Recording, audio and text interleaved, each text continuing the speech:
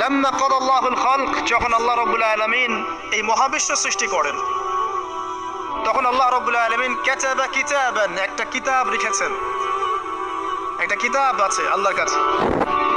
কাতাবা কিতাবান ফাহুয়া ইনদাহ ফাওকাল আরশ, যেই কিতাবটা আল্লাহর নিজের কাছে আছে আরশের উপরে, সেখানে আল্লাহ পাক লিখে রেখেছেন। কি লিখেছেন? ইন্না রাহমাতি সাবাকাত গদাবি, প্রতিটা ক্ষেত্রেই আমার রহমত, আমার দয়া, আমার করুণা আমার গজবকে পরাজিত করেছে। মানে আল্লাহ রাব্বুল আলামিনের গজব এর উপরে আল্লাহ পাকের রহমত অবস্থান করছে। জীবনের কোনো ক্ষেত্রে হতাশ হওয়ার কোনো সুযোগ নাই। আজকে পারিবারিক ভাঙন বলেন, ব্যক্তি পর্যায়ের আত্মিক ধ্বংসই বলেন, সমাজের বিপর্যয় বলেন, যাই বলেন, পিছনে একটা বড় কারণ আছে। সেটা হলো আল্লাহ থেকে দূরে থাকা মানুষ, আল্লাহ থেকে হতাশ হয়ে